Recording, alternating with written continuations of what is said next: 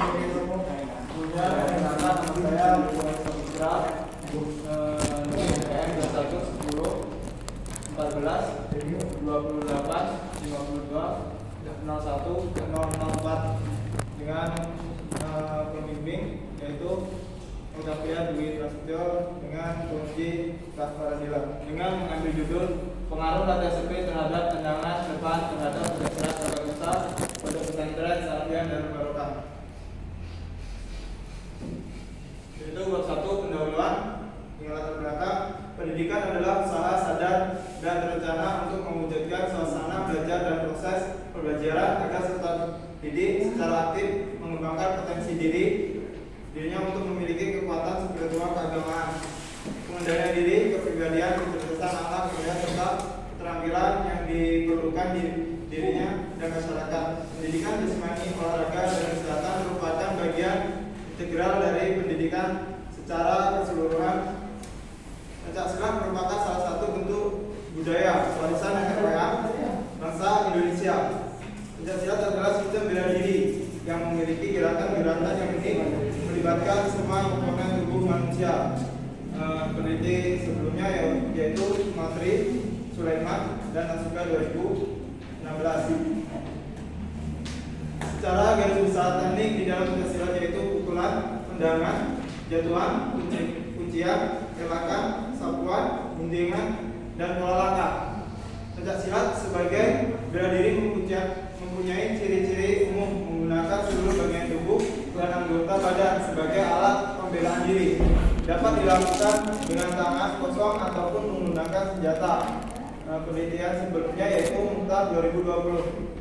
Seorang pesilat saat bertanding dituntut menampilkan sikap pasang, pola langkah dengan keseimbangan.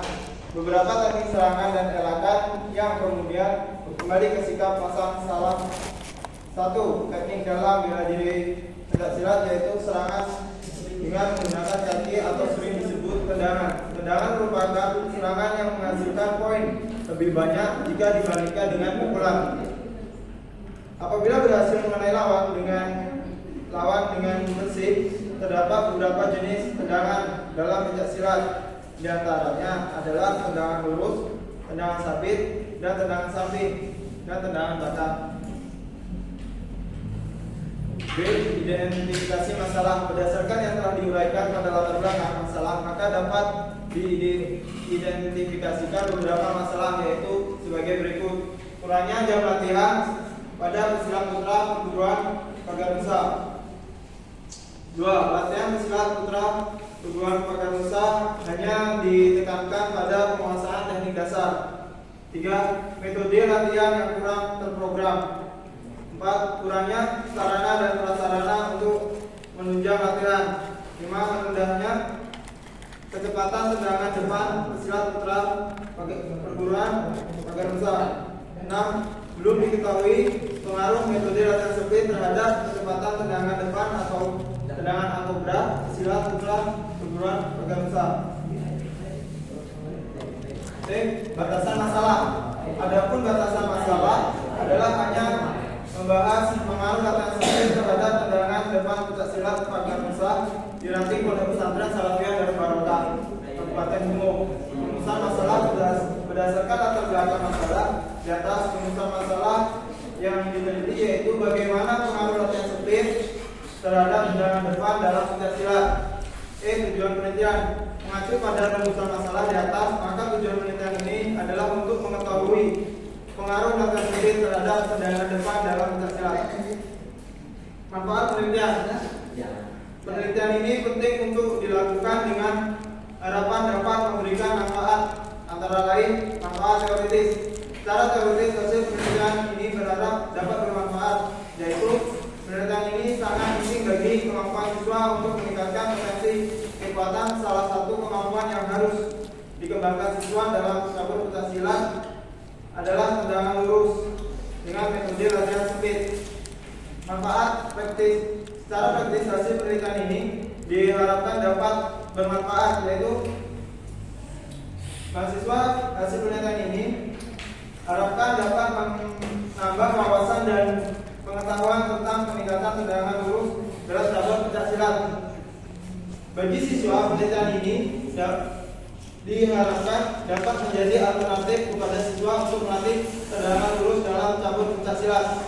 Hasil penelitian ini yang diperoleh dijadikan bahan pertimbangan bagi pelatih cabur pencaksilat.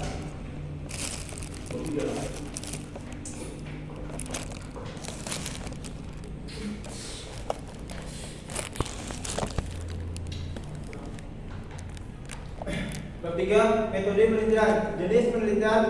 Metode penelitian yang digunakan adalah metode eksperimen.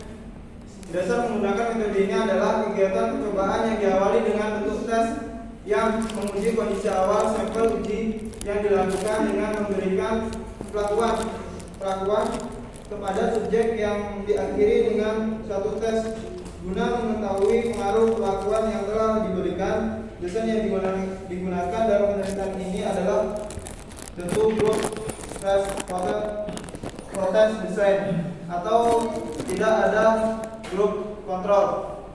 Penelitian sebelumnya yaitu Beaumont 2014 halaman 2009 halaman 14. Tempat dan waktu penelitian.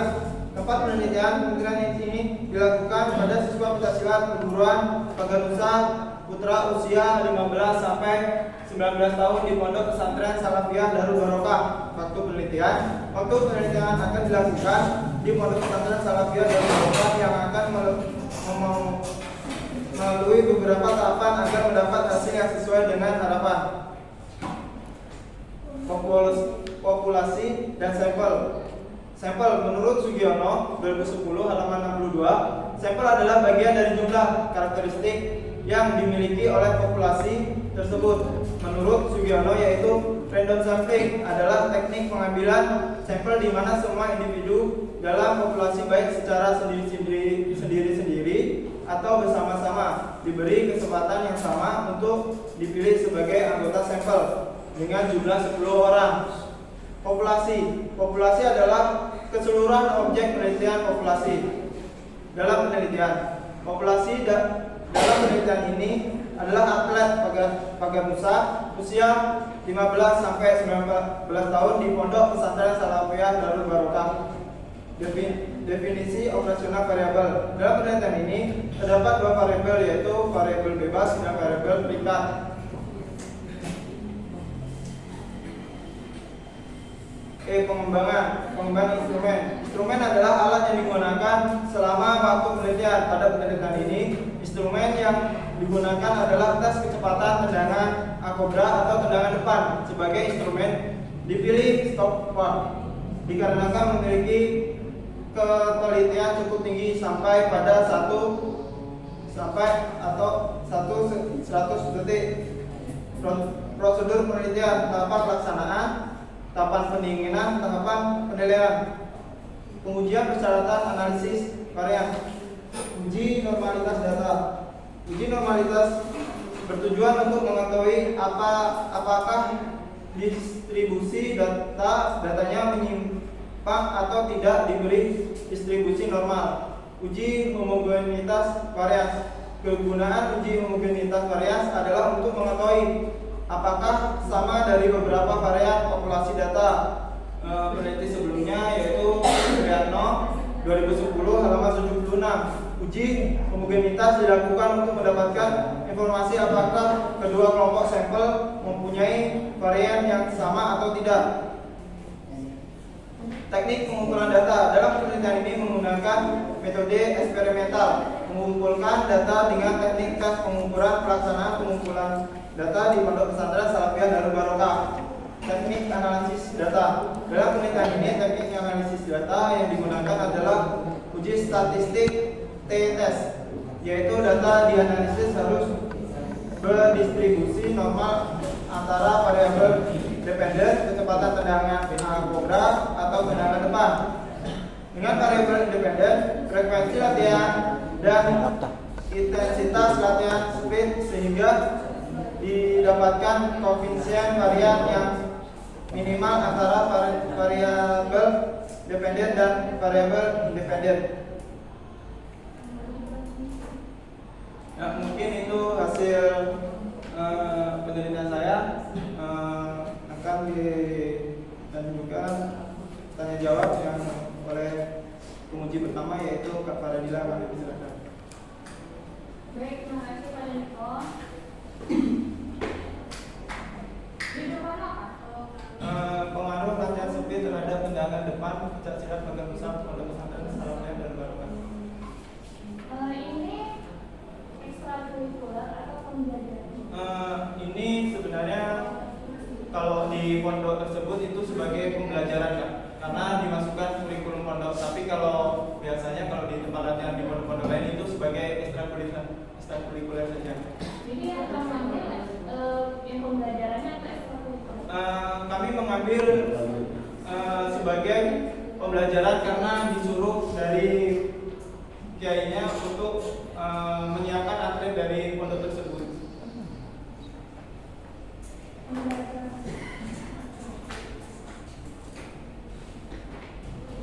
Kalau pembelajaran berarti bukan atlet. Seharusnya siswa yang peserta didik kalau untuk pembelajaran.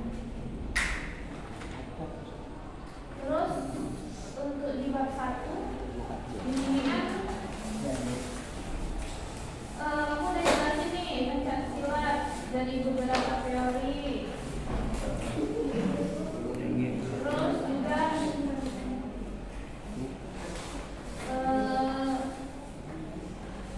di bab 1 ini kamu belum jelas ya arahnya kemana. Kamu mau apa yang kamu lihat dari judul kamu ini? Soalnya yang diidentifikasi masalah ini tidak ada sama sekali satu pun di latar belakang. Itu masukin ke latar belakang. Kamu udah apa ya? Kami sudah melakukan observasi. Saya masukin nih habis paragraf yang untuk memperoleh peningkatan pendanaan ini bikin paragraf baru berdasarkan hasil observasi. Tulis di situ tanggal berapa, bulan apa, dan tahun berapa. Nah, dari observasi itu kan kamu bikin nih di identifikasi masalah kurangnya jam latihan pada pesilat putra perguruan pagar putra. Kurangnya jam latihan. Yang dimaksud kurangnya jam latihan ini memang dibataskan waktu Kak. Soalnya gimana ngomongnya Kak? Kalau itu latihan pencak silat ini biasanya malam itu mulai dari jam 8 sampai jam 11 malam. Tapi biasanya kalau di dalam pencak silat itu biasanya dari jam 8 sampai bisa jadi sampai subuh ataupun sampai jam 2 malam.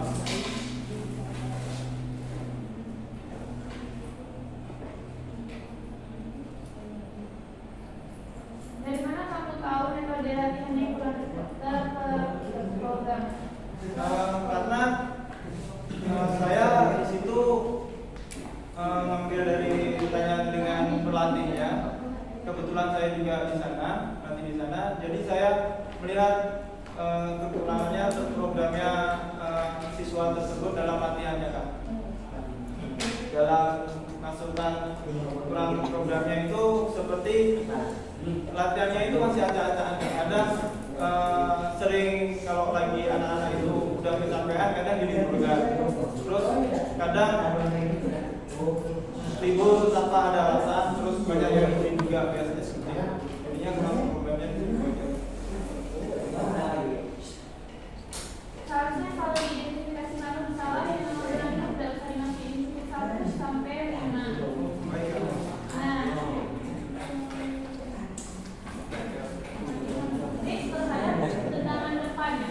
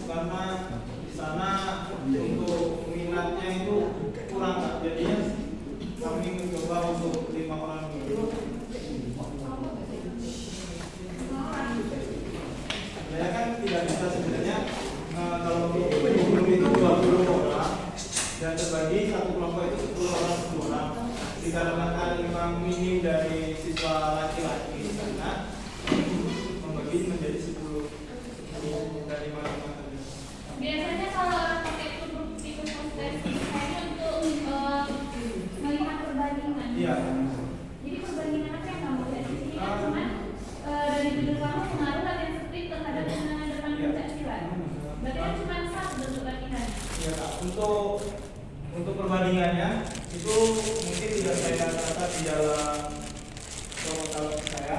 Itu perbandingannya adalah yang grup 1 itu kami kasih latihan sirkuit, dan yang grup satunya tidak kami kasih latihan sirkuit. Jadi kami bandingkan tendangannya itu bagaimana.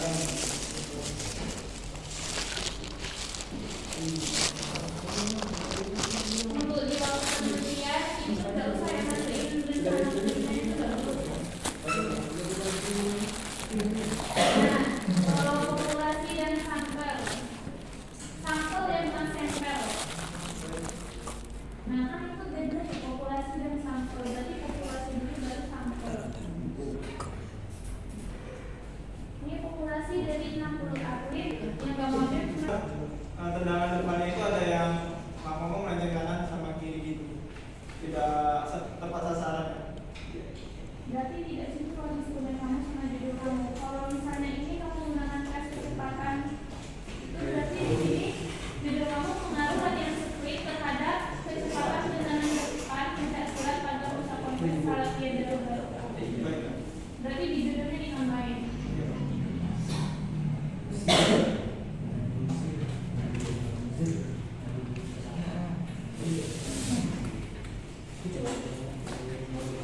Ini untuk prosedur penelitian tidak usah langsung saja dimasuk ke dalam, gabung jadi satu, jadi satu instrumen penelitian, jadi satu pelaksanaan langsung di sini menjelaskan pelaksanaannya bagaimana. Nah, di sini kan di pelaksanaan kamu buat lakukan 2 sampai 4 set jumlah ulangan 5 sampai 10 kali repetisi, sedangkan kamu menggunakan sini tes kecepatan.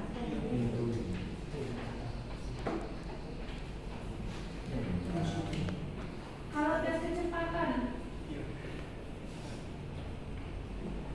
1 sampai 100 detik. Kalau untuk tes kecepatan berarti tidak usah pakai repetisi. Kalau ada repetisi tidak? Pengulangan kan? Nah di sini kan kamu lihat ini kecepatannya, berarti misalnya kamu target ini, misalnya 30 detik itu dia dapat berapa kali tendangan yang memang sesuai dengan tekniknya, berarti tidak perlu pakai repetisi. Terus ini untuk yang tahap pendinginan, ini norma penilaian apa nih?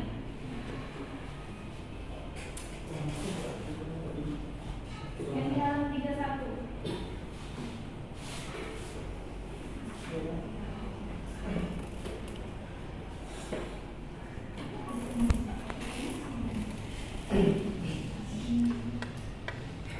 Sini kan nama buat nih kategori nilai baik sekali,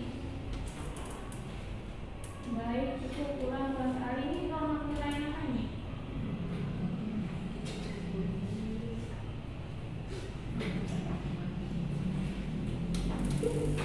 Ini untuk dari kan tadi saya mengambil dari 1 sampai 100 apa tadi detik kan. Nah ini untuk beberapa tendangan, kecepatan tendangan itu dalam sekian detik ya kan. Kalau kamu kan nggak pakai gitu, ini cuma yang kamu ambil ultra dan itu tidak usah dimasukin cukup pulsanya aja, terus bikin ini sumbernya dari sekarang.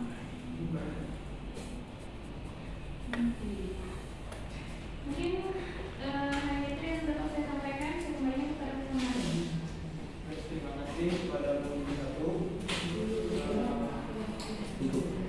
Mungkin ada kata-kata